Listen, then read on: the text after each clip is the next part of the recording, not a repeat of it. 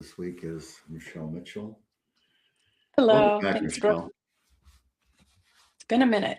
It's been more than a minute. I really appreciate you coming in.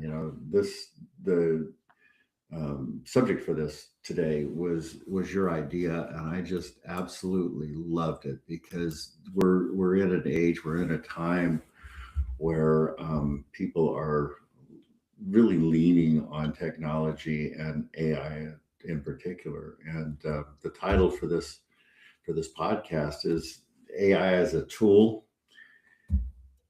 is grossly incomplete. Right. And you and I were just talking before we started here about how people are using this and leaning on it as a substitute for writing emails, as a substitute for filling out documents, as a substitute for dealing with the high level of activation that happens for them in communicating with their co-parent. I mean, there's just so much that's getting missed here. And I don't know what the thought process is, and I'd like to really get your hit on um, this notion that so many people that we're talking to think that they can just go in and have a chatbot give them the answers. Well, I think one, it's a sign of the times, right? People are looking for they want everything immediate, right? Mhm. Because of that activation. So, for instance, let's say you get an email from your co-parent and you're feeling really dysregulated over whatever you read.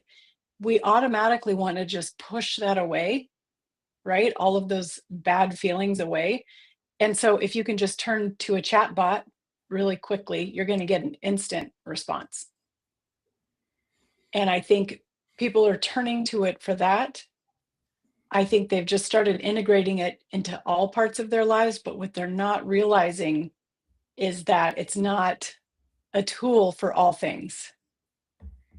And you don't know what you don't know, right? And so you're sitting there, you're like, "Oh, this is a great response. I couldn't have typed that myself. I'm going to fire that off right now."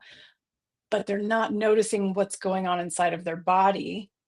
And then they're coming to us and saying, "I don't understand why things aren't changing. I don't understand why I still feel so activated or anxious or constantly worrying about what's going to happen next. What's the next email going to say?" Yeah. So when I think about the evolution of dealing with high conflict um, scenarios, in the couple of decades or so that I've been doing this, there's an information flow that people naturally want. They don't know what they don't know, to your point. And they're looking for information. We're all looking for information. That's why people are listening to this podcast, to try to get to understand how to do this, because we want to do it on our own for numbers of reasons. One, when we employ people to help us with this stuff, there's a cost to it, whether it's working with us or working with an attorney or whoever that is in the process. And there's a shortcut that comes in, I think, to try to grab that information, say, I can read a book, I can get the information, I can do this myself. And when I think about getting information out of ChatGPT or wherever you're pulling your AI from, it's strictly information that's been gathered from all sorts of places. It's like going into a library and pulling a book, Scanning the books. right? And I use AI, you use AI, Yep. but I use it in that realm of gathering information. But when I start to filter through the information that I'm getting from it, I'm also noticing that it's missing a ton of stuff. it's got a great overview. It's got some really good structure in there, but it misses the tone of what an individual wants to put out. And when I see something coming in to an email box and I read an email and yeah, that's AI stuff that's just spitting stuff out. It doesn't have the tone of a human being behind it. And like it or not, dealing with a high conflict co-parent is relational. Right. And I kind of look back to the fad, and I still hear it, of this notion of gray rock. And it feels similar in that we're cutting off the relational piece of that. And the relational piece doesn't have to be relationship with other, but it has to be relationship with self, in that this is what is really going on for me. And I don't have to respond to that, but I have to process the non-response. Or I've got to understand that ChatGPT just gave me a response that I to pulled what from you somewhere stated. else. Right. But do I have to respond to that? I haven't processed that piece. And there are so many different opinions out there, whether you're looking at it from a legal standpoint or a coaching standpoint or a therapeutic standpoint, where these responses have a different level of disengagement to it or engagement with it. Does that make sense? I like how you said engagement with it. And it reminds me of how when we teach our class, sometimes we say yes is a disengagement, sometimes no is a disengagement, and it's nuanced, right? And so I think, to your point, parents want a how to. If this, then that. If I get this request, I can look at my flow chart and it'll tell me what to do. And real life isn't like that, right? Every family situation is nuanced. Every co-parenting relationship is nuanced. What I tell one client, if I was presented with the same exact situation from another client, the answer might be completely different. Right. Right. Depending on that family's dynamics, the ages of the kids, all of it. And chat doesn't get the nuance. Right. It doesn't have the relationship of what's happening in the dynamics. And it doesn't take into an account that if a person is stimulated by a phone call, an email, a service, or whatever that is, that there's a process that absolutely has to happen with that stimulation for that person to get through this. And this is the bigger picture of it. Right. Because this isn't this is not a point, a moment in time. This is a broad picture that has to have carry to it. And if I just go here and I freeze and I go, I got a chat thing and I got that in there, when I get hit by the next one, I may not be able to hit that. I may not have that at my fingertips, and I may get flooded and do things that I shouldn't do. Not only that, but it feels more like fixing the symptom and not the cause, right? We talk a lot about nervous system regulation. And if I'm getting a message or a response from chat, I might feel like, dodged a bullet that time, got the message out, everything is good. But you talked about it being relational. It's relational and it's evolutional. I think about when I first started working with you almost 15 years ago, and I feel like I learned a lot and I grew exponentially in a pretty short period of time. And I look back to who I was and where I was there, You know what I mean? Like, I knew nothing. I thought I knew a lot, but this stuff takes time. You have to learn how to unpack yourself to know how your nervous system works. And there's no computer that's going to give you that response. And so, yes, chat may give you that response each time you go there, and it'll learn your tone, your voice, that kind of stuff. But what it doesn't do is it doesn't stop the activation chaos cycle. Mhm. You're still going to get activated every single time because you haven't figured out how your own individual nervous system works. And I might even take that a step further, Michelle. I Um, hope you do. I think that no matter what, you're going to get activated. Yes. I think the gold is when you learn how to navigate the activation Yes, that is true. and you shorten its life cycle. Right. It doesn't last, it doesn't hang around all day, and you're not thinking about what's coming next. It's okay, which is why we tell people, pick a day and time to check your messages where you're not walking into a meeting. You're not picking up your kids because you know that there's going to be a window where you're activated, Mhm. right? Yeah. And that window gets shorter as you do the work that we're talking about, as you do the work that we work on with our clients every day. So let's come back to relationship for a second. Let's come back to the relational component that we were just talking about. Because when we are in this high conflict piece, we are doing more than just responding or not responding.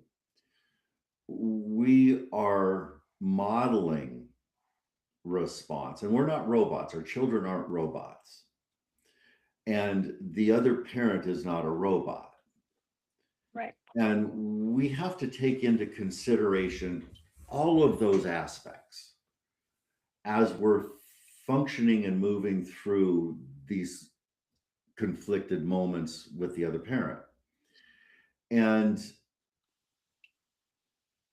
we talk all the time about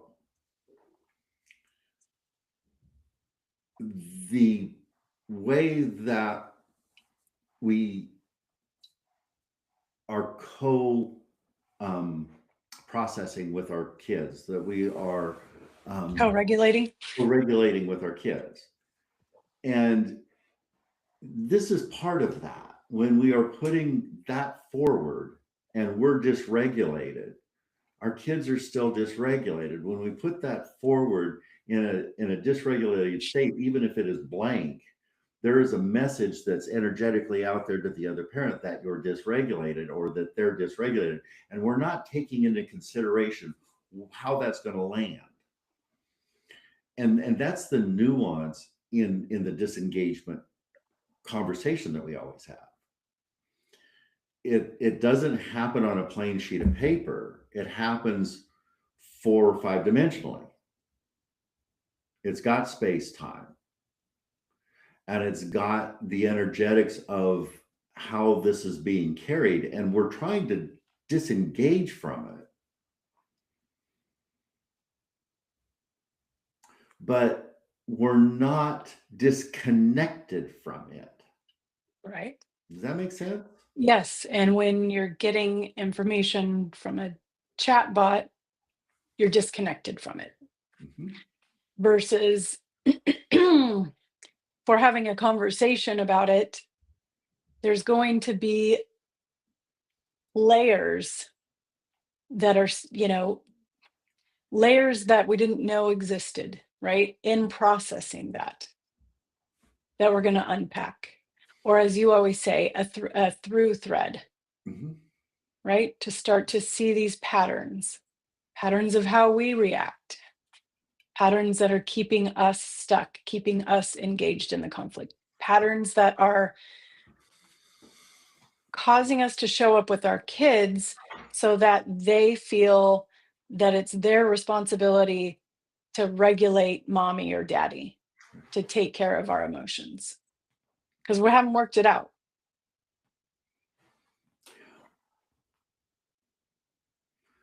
the technology is wonderful. Oh yeah, absolutely. I think for an information fire hose, it's awesome, right?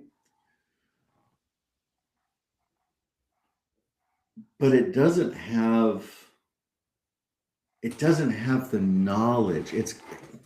This is a nuance in here, okay? It's got this massive amount of information, okay?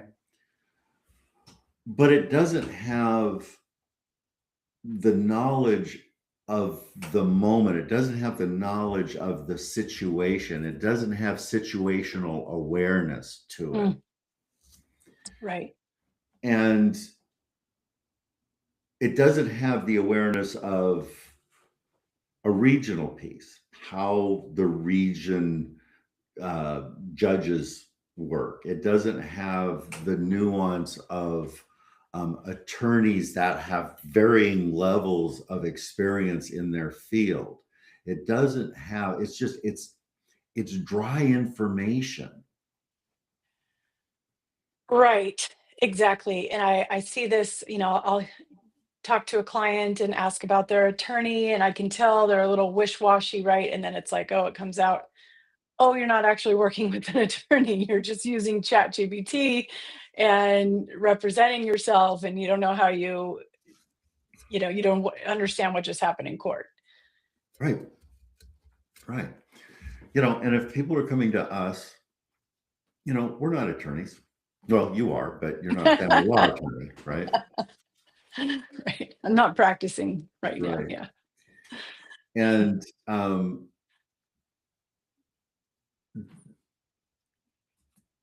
we see things through a different portal. We see things through what we've been through, how we've processed it over decades of time now, the way that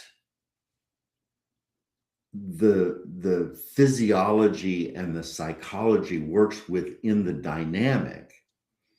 And when we're sitting with a client, we're pulling all of this information in on all of these different levels and processing it, co-processing it with our client, with this back and forth. And there's never, ever with me, and I know the same is true with you, a direct line to this is just how we do it. Even when we No. talk about disengagement and the etiology that has happened over the years with that, it's evolving.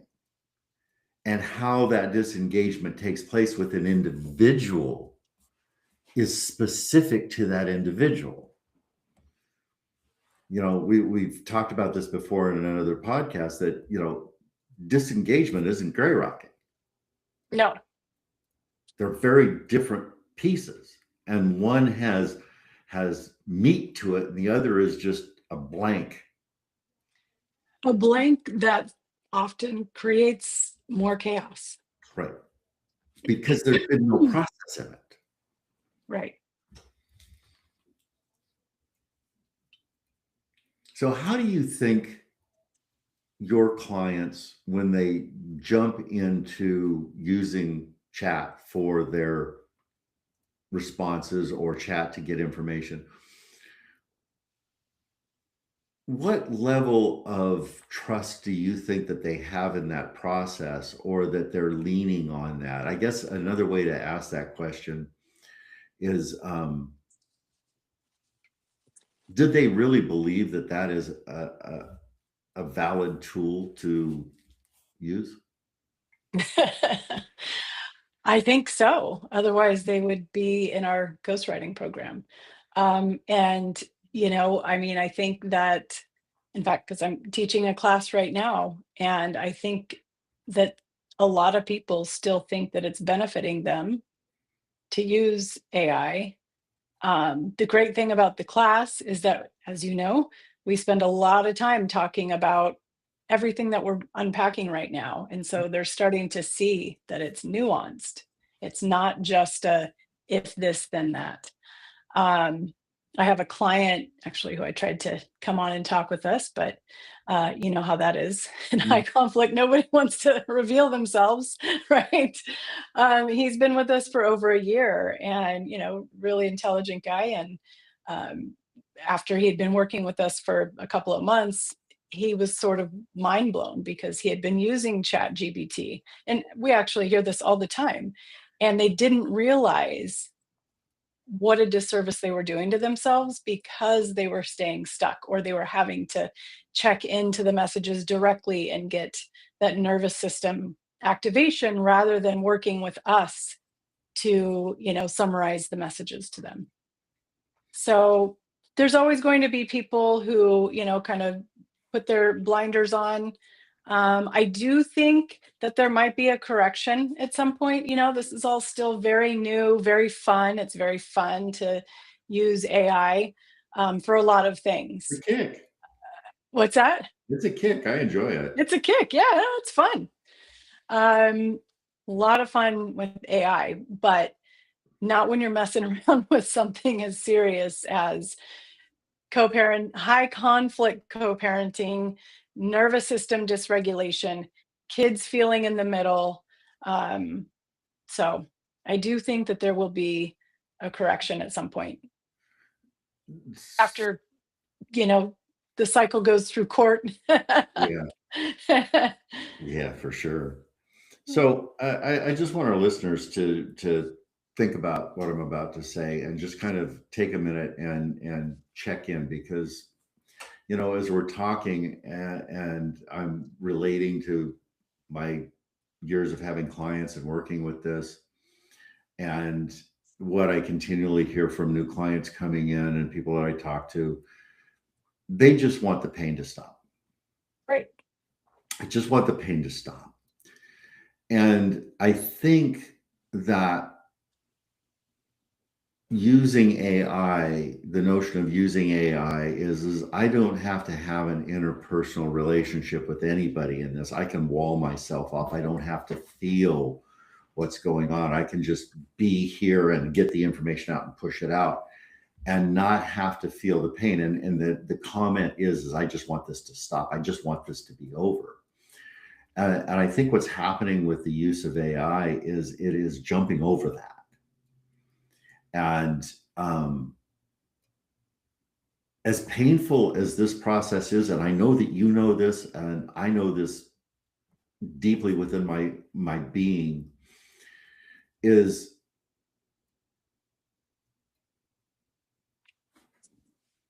this is going to sound just really weird and it's going to hit people wrong, but I'm going to say it. This is a gold mine. This time in your life is transformational on so many levels if you're willing to do the work that's in this and to engage in the process of not just what I'm in, but why am I in it and how did I get here and what is keeping me stuck in this and how do I move through this? And it isn't an intellectual journey. It's got some intellect in it, but it's not an intellectual journey. It is a personal journey that requires the presence of every aspect that you can bring into it. And that includes the pain. That's the portal. And that's where your resilience comes from. That's where you model for your children what fortitude is and what resilience looks like. Right. And that they can see that you can take a hit and you can still come back and be present. And that teaches them that they can take a hit and come back and be present because you've shown them how it works. And I'll take that to another place here. And I know that you and I have talked about this as well, Michelle, is that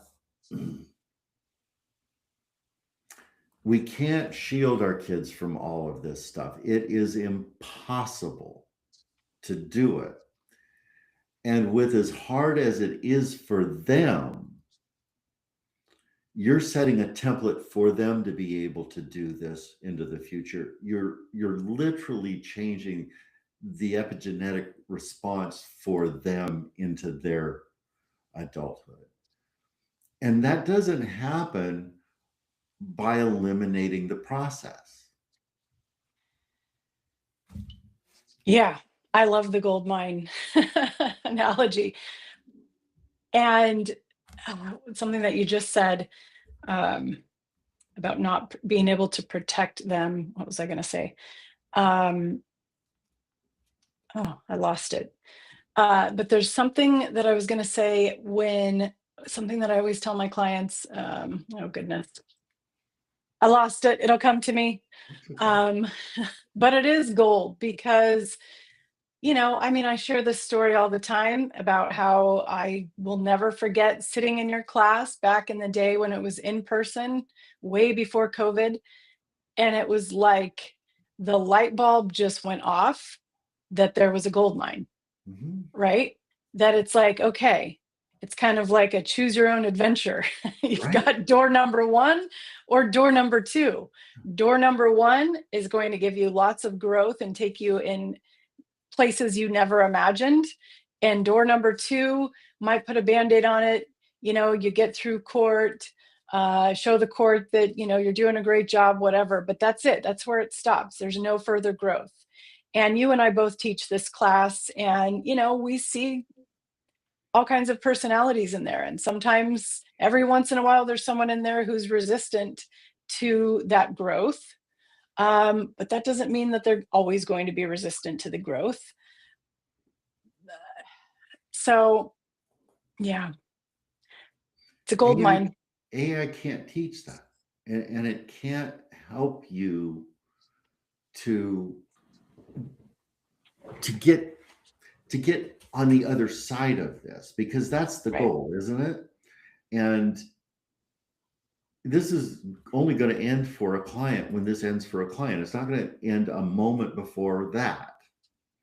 And to be able to just be in the flow of, oh, I did that better. Oh, and to get reflection back of where it got missed, because that that changes not just what you're doing with your co-parent. It changes what you do with absolutely every Everything. relationship in your life, with your children, with your teachers, with your friends, with people that you just meet casually, how you deal with conflict that's outside of this, because And you have perspective taking. yeah, Because if you can see the other person's perspective, you let go of, the animosity, the anger. Doesn't mean you have to agree with them, but if you can see their perspective and you're modeling. So I remembered what my thought was. To your point about modeling, I have clients who say all the time, yeah, but my co-parent is so high conflict that they're awful to the kids too. Well, all the more reason to model to your kids how to navigate these high conflict situations, because even they're going to grow up and their parents going to be in their life for the rest of their lives, right? Your co-parenting will largely end at some point when the kids become adults, but they will have to continue to learn how to navigate that very high conflict personality for the rest of their lives. right. And this is the long game. Putting a band-aid on a bullet wound, you're still going to bleed out.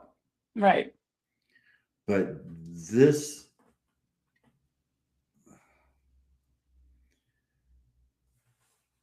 this is the ability to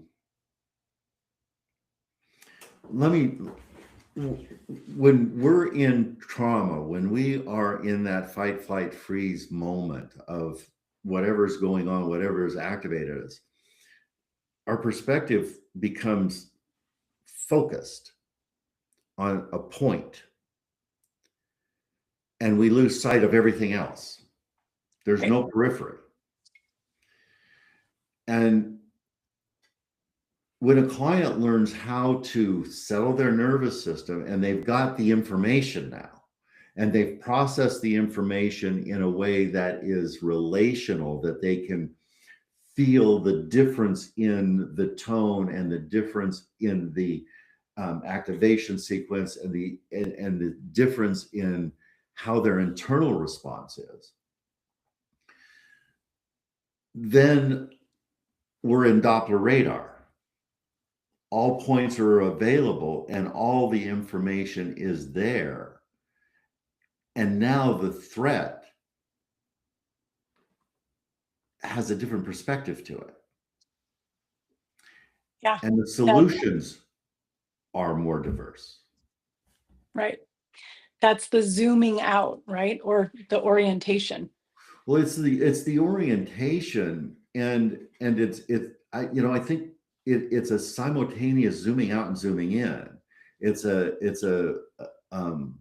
metacognitive state of being able to witness what's happening here, but also simultaneously witnessing what's happening out here. We're Right. outside and above, and we're being able to feel internal, but also be external. Right. And internal is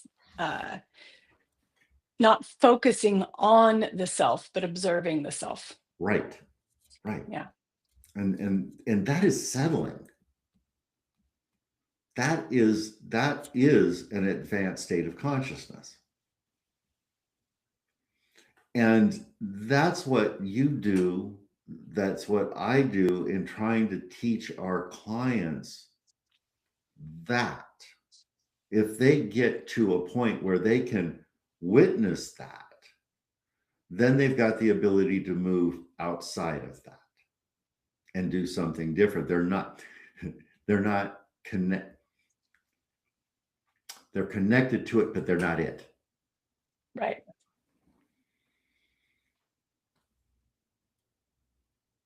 How do we convince people to do this work? This is one of the dilemmas of my lifetime. Because I've watched the analytics for the people that reach out to us. I've looked at the analytics on this podcast. I know that there's millions of downloads and people that have been watching this stuff. And yet there's a trickle. And everybody, when I started this 24 years ago, this space was this small. Right.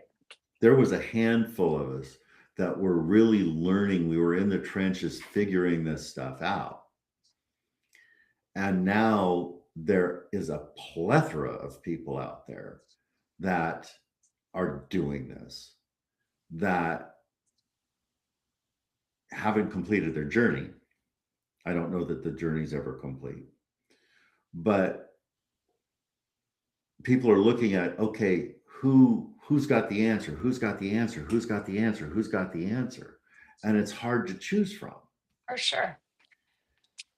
And the only thing that I have to say to people that are out there looking, that are listening to this, is you've got to trust your gut. You've got to get out of your head and go, okay, I'm listening to this person on Instagram. I'm reading this stuff on their Facebook. I'm reading their blogs or whatever's out there. And it resonates with me. But because it resonates, does that mean that they're in the same place that you're in and they haven't fully processed that piece out yet? I was just going to say, a decade ago, the people who would resonate with me were the people who would have colluded with me. Right. So you have to be mindful of why are they resonating with you. And I think if what they're talking about is one dimensional, and by that I mean, there's a lot of pro mom, pro dad, always this, always that, black and white thinking. Or is it multi-dimensional, like what we're talking about? Not just writing words on a paper, not just looking at well, you're my client, so you're the parent who's doing it right, and they're the bad guy, Right. right? Like you and I talk about, okay, that's great. I've heard your story now about your co-parent. Let's talk about you, Right. right? Because we can't control your co-parent. Right. So let's talk about you, and where is your piece in there? Where And is where are you keeping the fire going? Even if they're lighting the world on fire, what are you doing to keep that fire going? Right? Looking for someone, are they going to hold me accountable? Because if they're not, if I'm working with a coach who isn't holding me accountable, that's just called a friend, mhm. right? Yeah, and I'm just hmm. This is here's a red flag for everybody, I think. And please stop me if you think that I'm off on this. But so much, and I don't think that we do this. As a matter of fact, I'm pretty sure we don't do this. But when there's this constant, this is what they're doing, this is what it looks like, this is how this goes, this is how they light you up, and this is the only narrative that is in their presentation and how they show up. I think that's a problem. Right. Be And I think, just as I'm talking about that, that there's a link here with the AI. I think that there's a lot of that type of information that gets landed that way. This is what they do. This is what you have to do when they do this, and this is this back and forth and this kind of a yes. thing. And it's just a different iteration of that when they start to go into the AI and pull that out. Yes. It's just like what do my kids say? Like they're, AI is trying to flatter you, right? It's always like, oh, that's the right way of thinking about it. Right. It's the same thing. Thank So if you I'm for thank you for bringing that up. That that's is so really great. good. I mean, honestly, like I feel brilliant when I use AI. Like the guy, did you hear about the guy who thought he was he created some unique math problem like Einstein, and no, he was just getting Yeah. flattered. But uh imagine if I prompted, or I'm imagining if I prompted AI, if my high conflict co-parenting relationship existed in the world of AI, and I prompted with everything going on in my family law case, everything my co-parent had done, said, all of it. I can imagine that AI's response would have empowered me to keep the fire going. Right now, it wouldn't have phrased it that way, but it would have empowered me to take actions that didn't support my child's well-being. And that's, one of the things you and I talk about, I know we both do when we teach our class, is when you're looking at whether to go to court or not, it's Right. not just, can I win? Or should I go to court? Or I'm in the right, they're in the wrong. There's you have to look at all the pieces. How is this going to affect your kids? And by the way, with what you're seeking the court to order, is it something that you can really even enforce, Right. right? Or that they're going to enforce? Right. Because if not, then you're just wasting a bunch of money. Now, that doesn't mean you never go to court and that there's nothing important to go to court over, of course. But I'm just imagining how very different my co-parenting family law case would have gone if I had AI and was prompting it. Mhm. With no knowledge of who you are and what the dynamic is. Right. So I'm thinking specifically about hmm, this was towards the end of the high conflict for me. And I reached out to you and we had a session about my son. And I remember you said, all he wants is the conflict to end, right? All he wants is the conflict to end, the fight to end. He's tired of hearing horrible things about you. He just wants it to end, even if it ends in a schedule that he doesn't want. Right. And I remember that Yeah. because it literally shifted everything, because I thought I was advocating for what was best for my son and what he wanted. And although it was what he wanted, greater than that want was his want for his parents to be out of court so that he didn't have to hear about it in the other home. Mhm. And that shifted everything, right? And if I had prompted ChatGPT about that, I can only imagine Yeah. if Chat was reading all of the transcripts, I'm sure it would say, "Go get him, girl." This is how you fight it. This is not how you Right, de-escalate. right. And the fight can be won in the de-escalation, Yes, and that's strategic.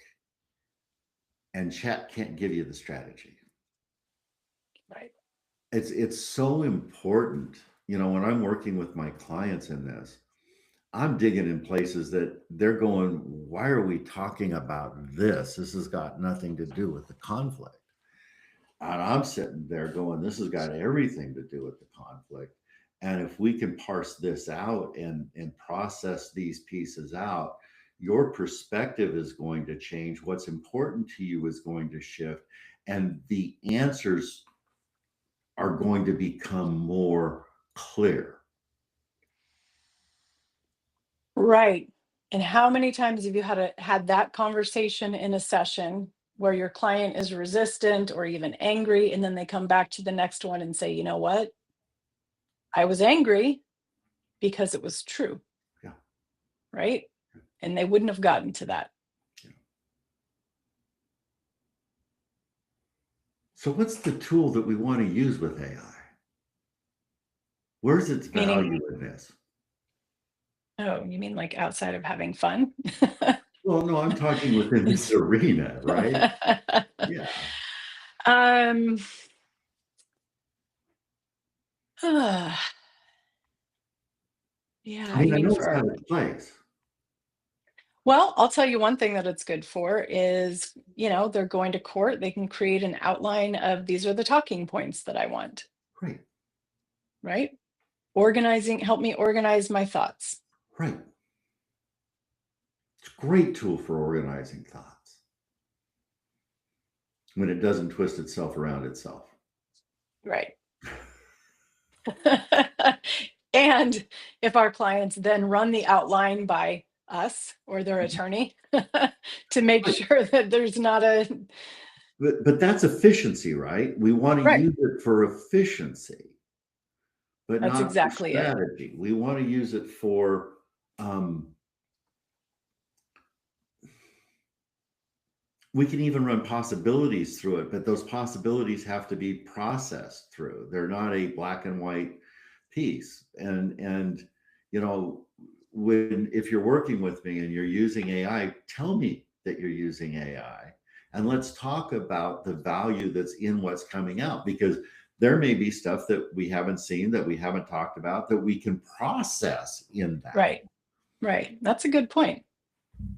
But don't just grab it and run with it and think that you're doing a good job, because again, it's not aware, it is not aware of the potentials of what happens on the other side when you do what it suggests that you do, whether that's a response. I think of the AI responses as being more of a superficial BlackRock. I mean, I've run some of these scenarios through when I'm writing stuff up, and I'm going, yeah, that's just blah, blah, blah, blah, blah, blah, blah, with no meat to it.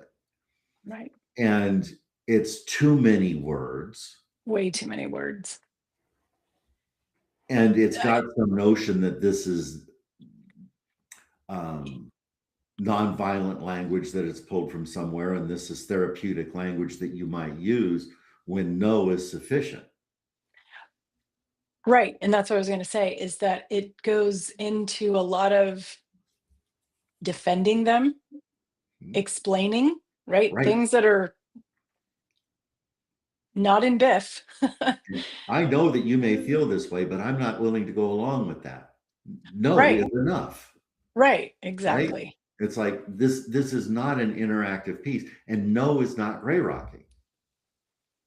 It's a boundary. It's just where we're at. So that's one of the things that tickles me when I start looking into AI and some of these responses that they're suggesting that happen, and the explanations that come out of it. It's like that's engagement. That is feeding the bear and leaving a trail to your front door. So guys, again, when you're in this world and you're playing with this, it's not a trustworthy tool. Or what we're talking about. Yeah. Yeah, it's just not a trustworthy tool. I like what you Doesn't said, mean that it's not a it's an tool to use. efficiency tool. It's an Right, efficiency tool, right, not a processing tool. right. So we're live with this right now, and if there's listeners out there, what I'd like to open up while we're winding this conversation down is that jump in the chat, ask us a question, and we'll pull some up and we'll talk about it a little bit more. And the chat's open, so if you're there and you want to bring a question in, please do.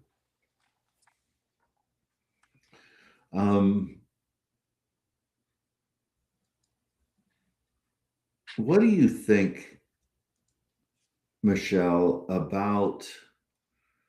I want to come back to the discernment conversation, and I want to talk about a little bit about the fear or the reluctance or the resistance um, for people to step into really owning the process that they're in, and getting and sitting down and getting the help to move through this stuff in a healthy um, evolutionary type of a manner.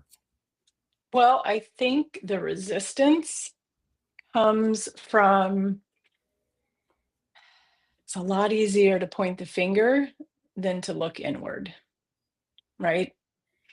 And so I know, I'm just speaking from my own situation. It was easier for me to hold on to the story that it was all my co-parents' fault. And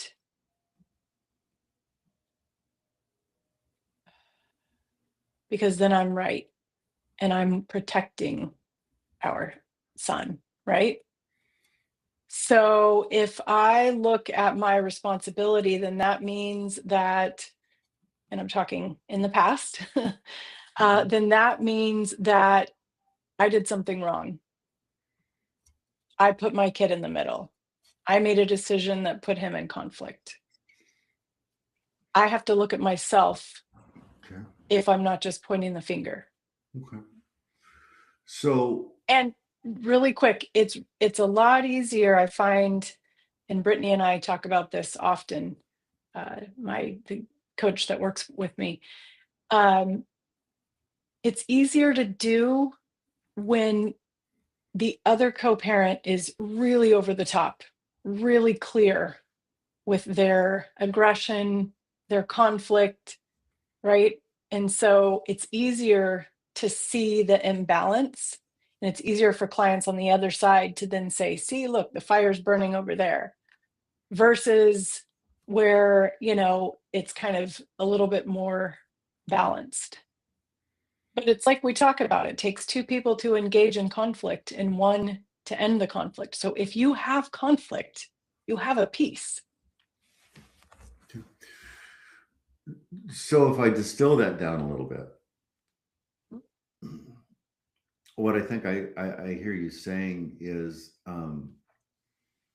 there's a resistance to self-reflection in it, Sure. but there's also a search for collusion, Absolutely. and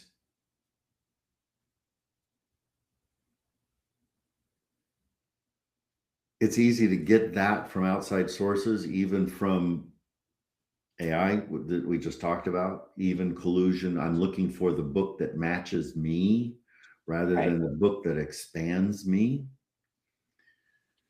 And the clients over the years that I've had that are truly successful have sat down and really shifted their strategies in terms of what's important. And again, I want to come back to, this isn't this moment in time that this is important. There's importance here, but it isn't the whole picture. And to be able to endure the discomfort of doing something differently that doesn't seem like it is congruent with what things should be. Yeah. Be careful out there, guys. I mean, it's icy. Literally in most places in the world or in the And country and right, right. figuratively. You're going to slip and fall, and it's just not fun when you hit your butt on that hard asphalt that's got ice on it. Okay. Anything else that you want to bring in here, Michelle? I mean, I feel like we've kind of beat AI to death here a little bit today. I hope. I think so too.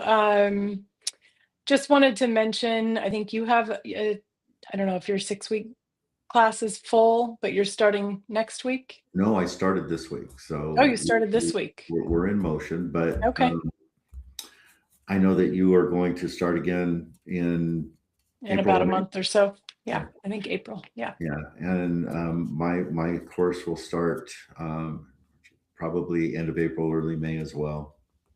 Those are 6-week courses. They're really in depth. Michelle and I teach the same content. She does a much better job than I do. Not true.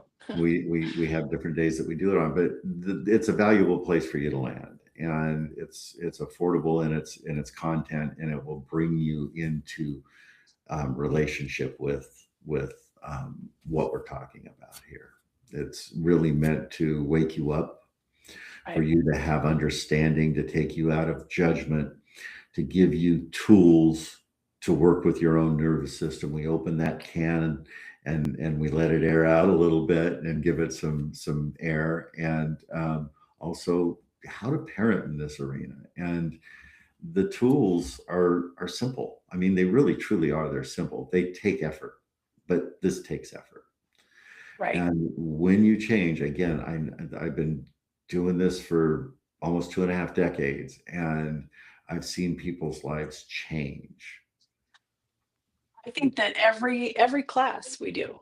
I mean, Mhm. I'm still in one of my classes right now, and it's really cool to see the light bulb go off. And maybe, yeah, I relate to that because that's kind of where my light bulb went off. Yeah. So Thanks for joining me here, Michelle. For thank you. everybody, thanks for coming and continuing to follow us here. We are on all of the podcast channels, and you can watch this live on, or you can watch these live on YouTube, but they are also downloaded to YouTube every time we post. So take care, everybody. And again, Michelle, thank you for joining. Thank you.